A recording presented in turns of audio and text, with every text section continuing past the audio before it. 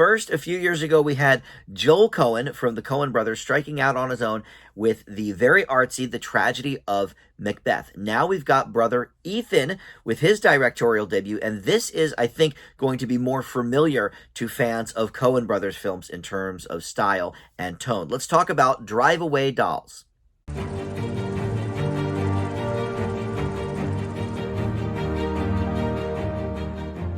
Hey guys, Dan here. This is Dan Reviews It. Welcome to my spoiler-free review for Drive Away Dolls. This is in theaters right now, and as I mentioned, it is Ethan Coen's directorial debut as a solo auteur. Of course, they're still making Coen Brothers movies. They've been doing that for decades in really all types of genres, but most of them do have sort of a similar style and tone, and sort of things that are Coen Brothers hallmarks in some instances, which I think Joel really got away from with The Tragedy of Macbeth, and that, of course, came with positives and negatives as well. But we'll launch into the specifics here of this movie in just a moment. First, though, let me welcome you into Dan Reviews It. Thank you for finding this video. We've got movie and TV reviews on the channel, and just about every day I post something new, so there's always a lot of stuff to check out. Please consider subscribing, hit that like button, comment below, and check out the playlist on the homepage as well, because they're streamlined for your viewing pleasure, by year and by, whether it's a movie review or a TV review. So there's always some good stuff there with the playlist as well.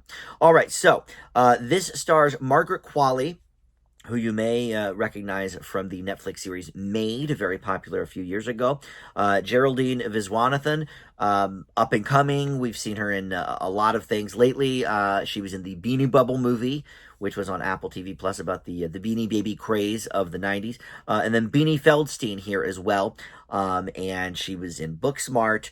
And some of these people have famous relatives as well. We won't really get into that. But basically, this is a road trip movie, a lesbian road trip movie, I guess we could call it. And Margaret Qualley plays Jamie, her ex, Suki, played by Beanie Feldstein. And then she goes on this road trip with her friend Marion, who is a bit sexually repressed, and part of the journey is to try and get her laid. This is definitely a sex comedy. I think we can call it that as well. And I won't talk about some of the cameo appearances and the supporting stars, because they were kind of fun to see popping up. But I will mention, fourth build here is Colman Domingo. We've seen him, do you ever have one of those moments where, like, you've never even really heard of a person or paid much attention to them, and all of a sudden you're seeing them everywhere? This is the third movie in about 3 weeks I've seen with Colman Domingo. He's Oscar nominated this year for the movie Rustin, so I watched that, and then he also has a pretty hefty role in The Color Purple, which I just watched and reviewed last week, and now here he is again.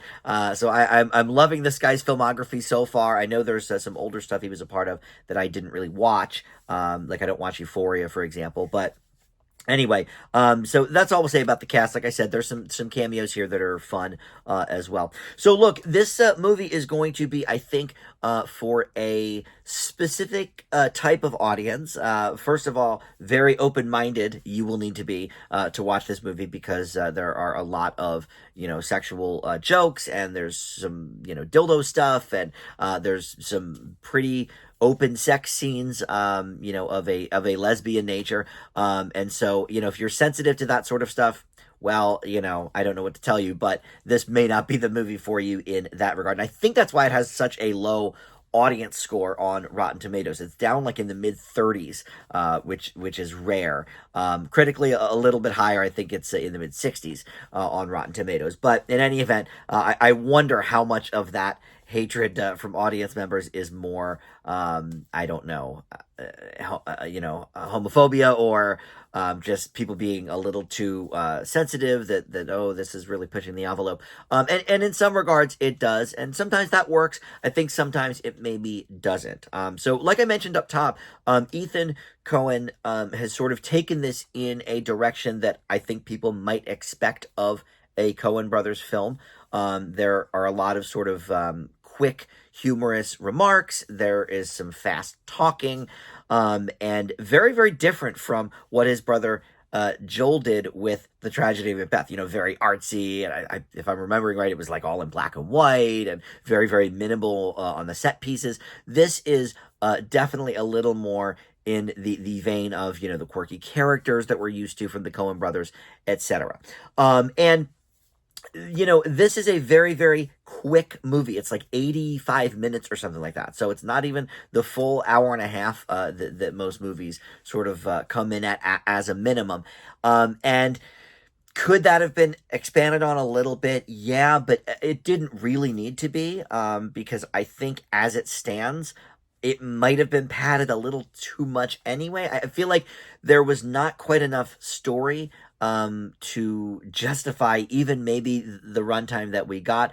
So essentially, about the plot, we have, these two gals going on the road trip, Jamie and Marion. And so they rent a car, but the car was sort of earmarked for someone else that had some mysterious things in the trunk that maybe they would not want to get out. So then it becomes sort of not just a road trip movie, but a chase movie, a bit of a heist movie, unknowingly. And not all of that stuff landed really for me, I must say, but there are a lot of laughs in this movie. I have to say that. Margaret Qualley, like I said, I only really know her from the Netflix series Made, which was not funny at all. It was very, very dramatic, very depressing at times, and she was great in it, but, I wasn't sure how she was going to be on the comedy side of things. And I will say, I know I wasn't going to talk about sort of the nepotism of it all, but her mother is Andy McDowell, who was in Made. She played her mother there. And I've never really been a huge fan of hers. So again, I was like, okay, I don't know if Margaret can really do comedy, but she is really great in this.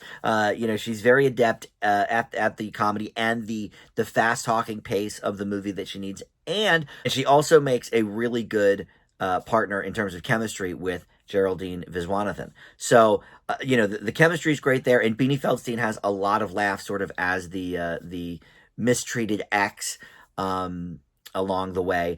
But, I'm not sure that there was quite enough there, but enough things worked for me to give this a mild positive grade. I think if you go into this with kind of a mindset of, okay, let's just have fun, and see what this Coen brother has to offer me.